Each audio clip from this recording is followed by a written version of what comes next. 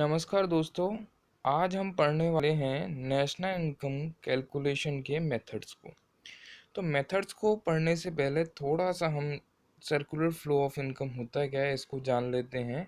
इसके बाद हम समझेंगे मेथड को, तो हमें बहुत अच्छे से समझ में आएगा कि इनकम का हमारी कंट्री में किस तरह से फ्लो होता है।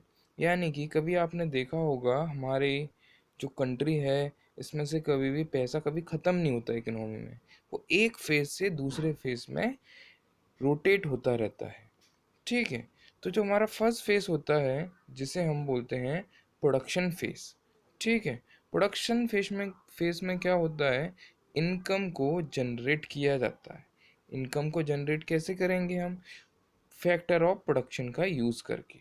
अब फैक्टर ऑफ प्रोडक्शन क्या होते हैं? हमारे फैक्टर ऑफ प्रोडक्शन होते हैं, एक तो लैंड होती है, ठीक है, एक हमारी कैपिटल होती है, ठीक है, एक हमारी होती है लेबर। ये लोग लेबर, कैपिटल और ज़मीन लगाकर, लैंड लगाकर क्या करते हैं, हम लोग इनकम को जनरेट करते हैं। जब इनकम जनरेट हो जाती है जब इनकम जनरेट हो जाती है तब हमारा आता है सेकंड फेज। अब भाई इनकम जनरेट हुई है, यानी कि जिन किसी ने ज़मीन लगाई होगी, अपनी लैंड लगाई होगी, और उसको उसके बदले में रिवॉर्ड मिलेगा कि नहीं मिलेगा। तो सेकंड फेज में क्या होता है, इनकम को डिस्ट्रीब्यूट किया जाता है, इनकम को बांटा जाता है। जैसे कि लैंड जिसने लगाई थी उसको बदले में रेंट मिलेगा, ठीक है, और जिसने कैपिटल लगाई थी बदले में उसको इंटरेस्ट मिलेगी, और जिसने लेबर को उसकी वेजेस और सैलरी मिल जाएगी। इस तरह से उनको इनकम रिसीव हो जाती है, इनकम का डिस्ट्रीब्यूशन हो जाता है सेकंड फेज में। इतनी बात समझ में आई। इसके बाद में हमारा थर्ड फेज आता है एक्सपेंडिचर। एक्सपेंडिचर यानी कि अब इनकम को, जिन लोगों के पास में इनकम आ गई है, अब जो प्रोडक्शन फेज ने जो सामान बनाया होगा, हम क्या करेंगे, इनकम का डिस्पोजल करेंगे और वहाँ से उस सामान को, प्रोडक्ट को, गुड्स एंड सर्विसेज को ले लेंगे, और इनकम वापस से प्रोडक्शन हाउस के पास में पहुँच जाएगी। इस तरह से हमारी इनकम का सर्कुलेशन चलता रहता है। ठीक है।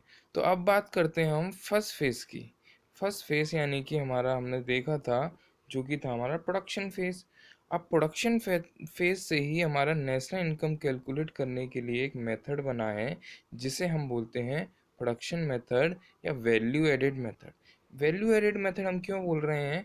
क्योंकि आपको पता होगा इकोनॉमिक्स में हमने पढ़ा है कि कभी भी हम किसी भी वस्तु का निर्माण नहीं करते हैं, बल्कि नेचर ने जो चीज़ें हमें फ्री ऑफ कॉस्ट दे रखी हैं हम उसमें वैल्यू ऐड करते हैं। ठीक है। इसके बारे में हम और भी डिटेल में पढ़ेंगे, लेकिन अपनी नेक्स्ट वीडियो में पढ़ेंगे। अभी आज हम सिर्फ फॉर्मूले से रिलेटेड चीज़ों को पढ़ने वाले हैं। सबसे पहले मेथड की, जिसे हम बोलते हैं वैल्यू एडेड मेथड। इसे इकोनॉमिक्स की लैंग्वेज में बोलते हैं हम GVAMP या फिर GDPMP, जो कि मैंने बताया था एग्रीगेट में gross domestic product at market price. ठीक है। अब इसको निकालने का फॉर्मूला क्या है? बहुत इजी सा फॉर्मूला है, value of output minus intermediate cost. ठीक है। क्वेश्चन में अगर हमें वैल्यू ऑफ आउटपुट दे रखा है, इंटरमीडिएट कॉस्ट दे रखी है, तो दोनों का सब्ट्रैक्शन करेंगे तो हमारी GVAMP निकल जाएगा। इतनी बात समझ में आई। लेकिन इतना आसान नहीं होता है। ज़्यादातर क्वेश्चन में आपको वैल्यू ऑफ आउटपुट नहीं दे रखा होगा।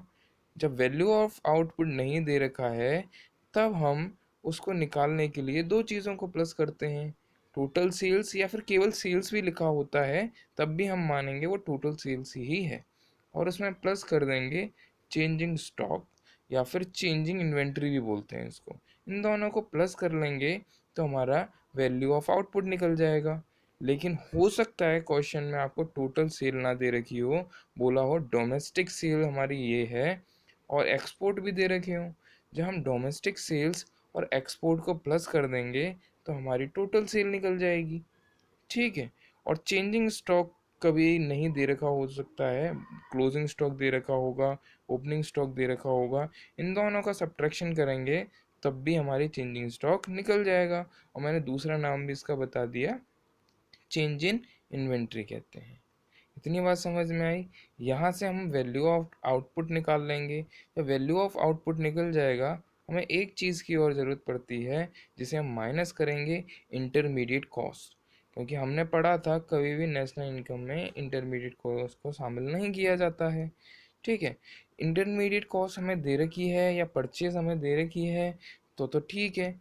कभी कभी नहीं दे रखी होती है तो हम निकालते हैं domestic purchase minus plus domestic purchase plus import, यहाँ प्लस का साइन आएगा, इन दोनों को प्लस कर लेंगे तो हमारा क्या निकल जाता है, इंटरमीडिएट कॉस्ट निकल जाती है।